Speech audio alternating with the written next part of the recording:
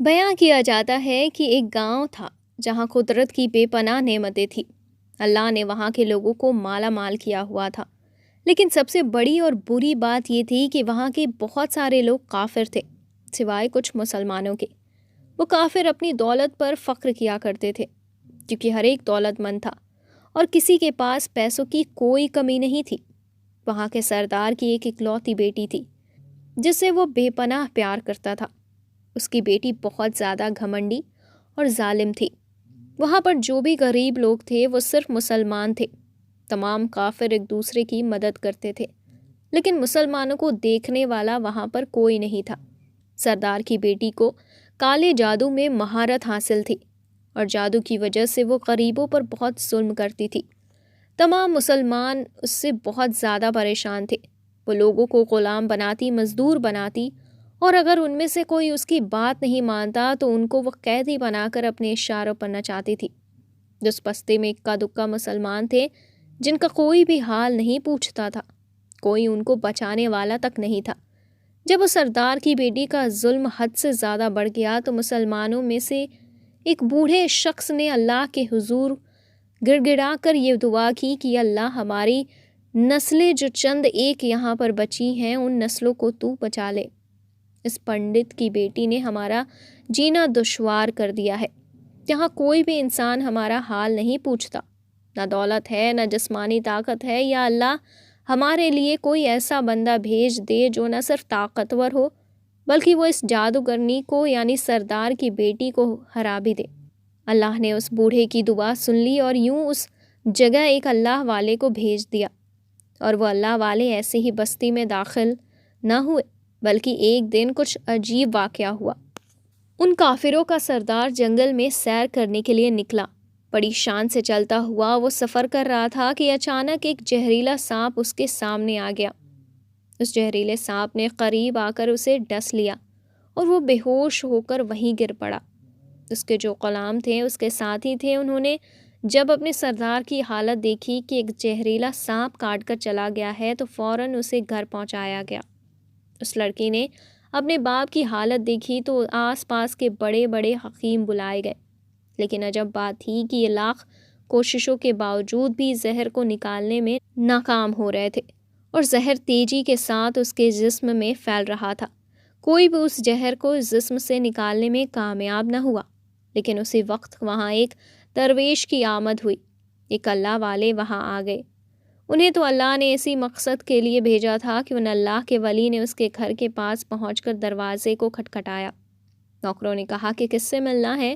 اس اللہ والے نے کہا کہ کیا یہاں کے سردار کو سانپ نے ڈس لیا ہے؟ نوکر کہنے لگے کہ تمہیں کیسے پتا؟ تم تو ہمیں اجنبی لگتے ہو اور ہم نے تمہیں آج تک یہاں نہیں دیکھا۔ اس نے کہا کہ مسافر ہوں اور مجھے خبر ملی ہے کہ یہاں کے سردار کو ایک زہریلے سانپ نے ڈس لیا ہے اور کوئی بھی ان کا علاج نہیں کر پا رہا ہے۔ نوکر نے کہا کہ تم کون ہو؟ اللہ والے نے کہا کہ میں حکیم ہوں اور میں ان کا علاج کرنے آیا ہوں۔ وہ نوکر اللہ والے کی حالت دیکھ کر ہنسنے لگے، کیونکہ آپ نے پھٹے پرانے کپڑے پہنے ہوئے تھے اور دیکھنے سے غریب لگ رہے تھے۔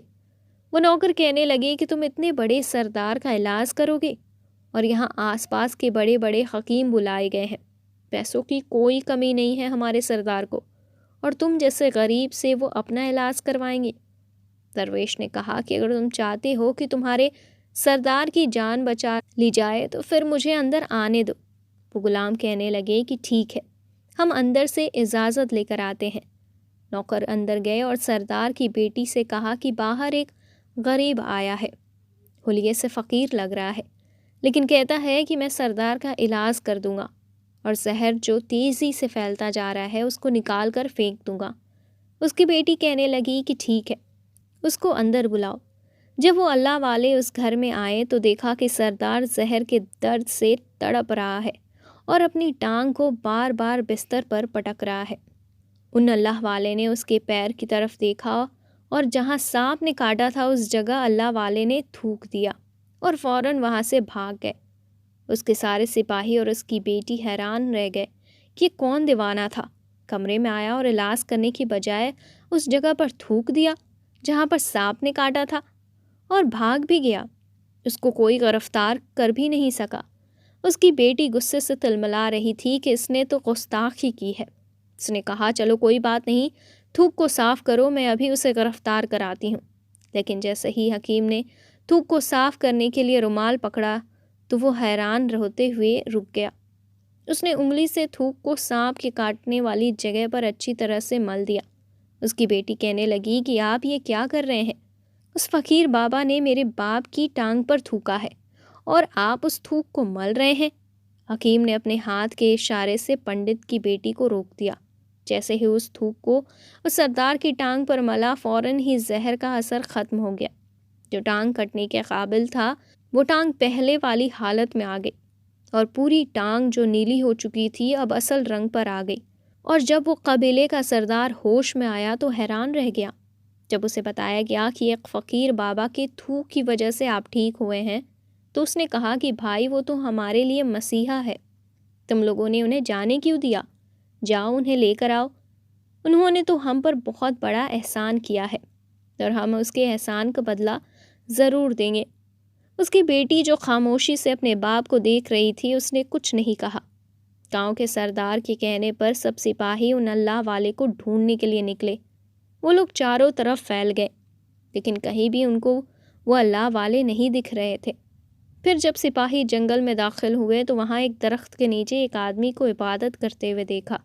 وہ غور سے اس اللہ والے کو دیکھ رہے تھے کہ یہ کیا کر رہے ہیں، یہ کس طرح کی عبادت ہے؟ ہم لوگ تو اپنے بتوں کے آگے ہاتھ جوڑتے ہیں اور یہ تو نہ جانے کس کو سجدہ کر رہا ہے۔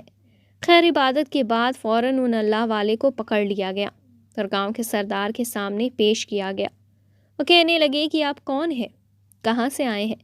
سب سے پہلے تو گستاخی کی معافی چاہتا ہوں کہ میرے لوگوں نے آپ کی بہت بے عزتی کی ہے، لیکن آپ کی وجہ سے آج میں زندہ ہوں۔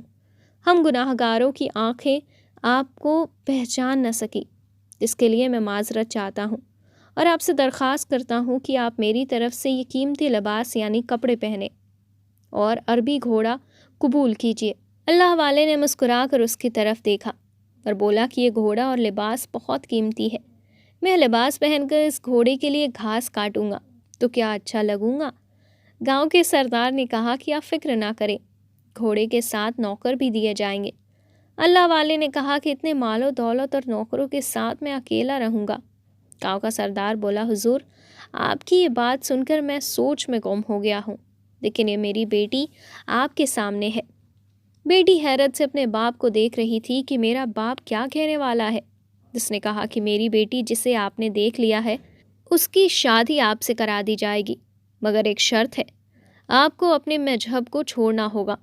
میرے سپاہیوں نے آپ کو عبادت کرتے ہوئے دیکھا ہے، اور جہاں تک ہماری معلومات ہے ہم بتوں کے آگے سجدہ کرتے ہیں، جن کی عبادت کرتے ہیں، اور آپ جس کے آگے سجدہ کر رہے تھے وہ آپ کا اللہ ہے اور آپ مسلمان ہیں، اسی لیے آپ کو اپنا مذہب چھوڑنا ہوگا۔ کیا آپ ایسا کر سکتے ہیں؟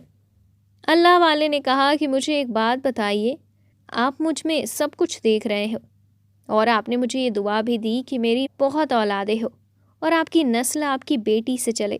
آپ مجھے ایک بات بتائیں کہ اگر ان بچوں میں سے کسی بچے کو خدا نخواستہ کچھ ہو گیا تو رونا کس کو پڑے گا؟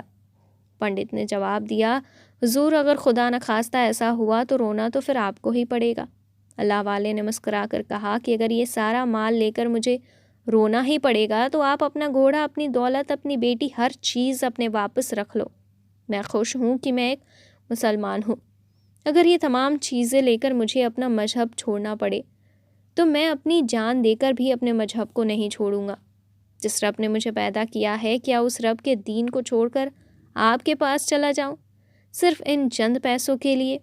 میں ایسا نہیں کر سکتا، اور میں اپنی درویشی میں بہت خوش ہوں۔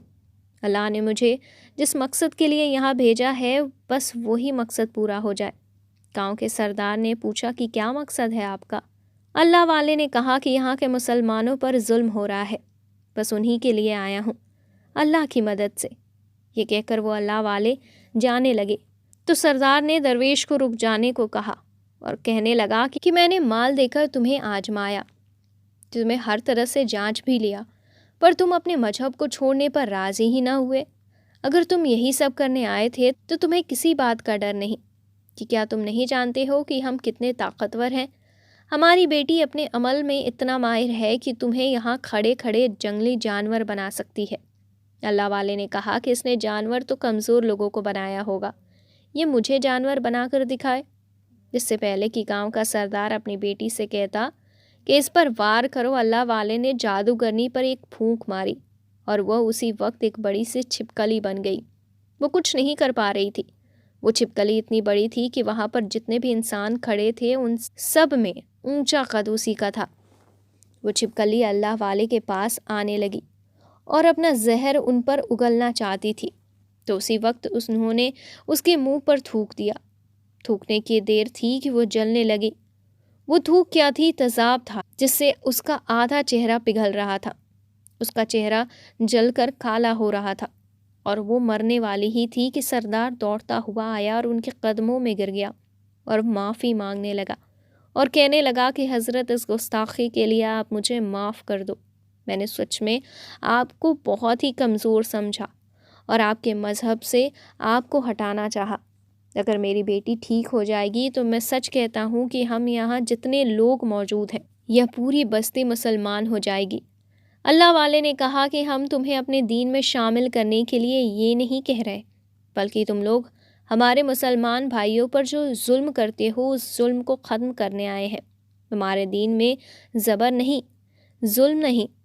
اگر تمہاری بیٹی انسان بن کر سدھر جاتی ہے تو اس کو اس کی اصلی حالت میں لانے کے لیے میں خود اللہ سے دعا کروں گا۔ پھر سردار کہنے لگا کہ ہاں میری بیٹی اپنی اصلی حالت میں آئے گی تو کسی پر کوئی ظلم نہیں کرے گی، بلکہ میں دل سے معافی چاہتا ہوں کہ میری بیٹی نے جو کچھ کیا ہے اب آئندہ یا کوئی بھی کالا جادو کوئی بھی عمل نہیں کرے گی اور کسی مسلمان پر یہ کوئی بھی ظلم نہیں کرے گی، بس آپ اس کو دوبارہ سے انسان بنا دے۔ اللہ والے نے اس چھپکلی پر دوبارہ سے پھونک ماری تو وہ انسان بن گئی، پر اللہ کی قدموں سے لپٹ گئی اور کہنے لگی کہ مجھے معاف کر دے، میں نے اپنے آپ کو بہت طاقتور سمجھا۔ اس لڑکی کا آدھا چہرہ کالا ہو چکا تھا۔ وہ کہنے لگی کہ میں آج اپنے باپ کے ساتھ آپ کے دست مبارک پر مسلمان ہونا چاہتی ہوں اور یہ وعدہ کرتی ہوں کہ آج سے اس بستی میں کوئی بھی کافر مسلمان نہیں ہوگا، بلکہ سب آپس میں مل جل کر بھائی چارے کے ساتھ رہیں گے اور سب مسلمان ہو جائیں گے۔